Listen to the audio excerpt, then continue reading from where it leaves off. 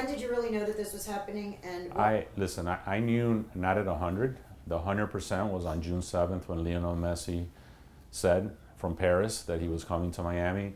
But a week previous to that, in my conversations with Jorge Messi, he alluded to the fact that it was going to happen. I physically, literally got up from my desk. I knocked on my brother's window, told him to come in, called David, and that's how we found out. And what was there a celebration? No, there was just like not even a toast, like wow, a beer, no, he was in London. You were about to go to sleep. Yeah. So you were about to what I was in Japan. Describe That's right, because it was you're in Japan. Where were you? You were in Japan. I was in Japan. Yeah. And it was a weird hour. I remember it was weird. Yeah, it was really early. Right. I woke up for some reason, and obviously the phone was ringing. Yeah. Victoria was looking at me thinking, really? Yeah. Phone? 6 a.m.? It was 6 a.m. But the best phone call I've had for a long time. You know, obviously, you know, Michelle, you know, we've always had big ambitions. We're ambitious people. And you know that we had to have patience with this. But, you know, I think the moment that we heard that Leo was going to announce and do it in his way, which we always wanted Leo to do it in his way. But I think the moment for me was when he landed 100 yards away, walked off the plane with his family. He was here in Miami. That was the moment where we were like, okay, that's real. Yeah. We did it. Yeah. I want to ask you, you've been through this. I mean, you're really probably uniquely qualified to talk to him and to understand, A, what he's going through with the media crush, with the expectations, with all of the demands that are going to be on him from media, from sponsors, from fans, from everybody. You're really uniquely qualified. Try to explain what is Leo Messi going through right now, and you know, what advice can you give him? What kind of adjustments is he going to have to make to this league, on the field, off the field, media demands, everything? Just if you could talk us through that. Well, firstly, we both see a very happy and content Lionel Messi. You know, we see a human being that does do his own grocery shopping, that does go out for dinner, that does spend time with his family. And to have him and his family here is a beautiful moment for us. The adjustment will be, you know, when I arrived in LA in 2007, all of a sudden people thought they're going to win every game, they're going to win every championship every year.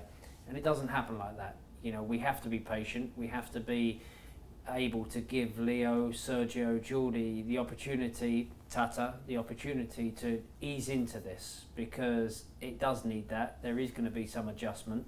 You know, Sergio only landed 2 days ago, so his time clock is all over the place at the moment. But Leo's been here. I've been here every day at the training facility with him.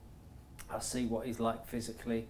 You know, I see what he's like mentally. This is a player that is coming here and he's hungry. He's hungry to win. Yes, last year he picks up the biggest trophy, the trophy that every footballer wants to win, that every footballer wants to touch. He then comes to us and plays in a different league.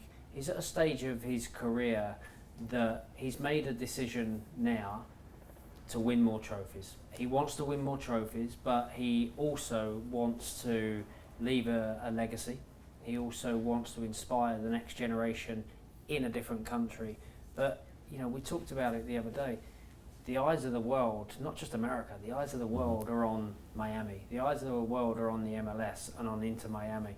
That is a huge moment. And this sport, you know, to then take this sport again to another level, you know, it needed something like this. And the fact that now Leo has come to us and he's going to play in this league, that is a big statement.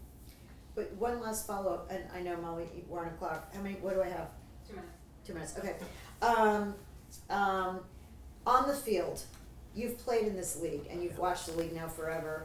What adjustments is he going to have to make from the style of play? He and Sergio, and you know, all three of them really, what adjustments are they going to have to make to be able to really fit into this league? Well, I think they're going to fit into this league because they're great players.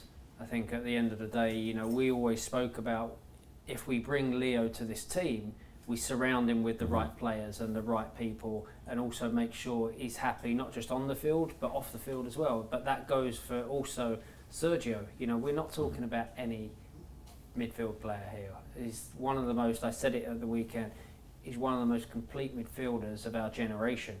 So to surround him, when I played, I know I've said it before, when I played in 2007, you know, for the first 2 seasons, it was very difficult.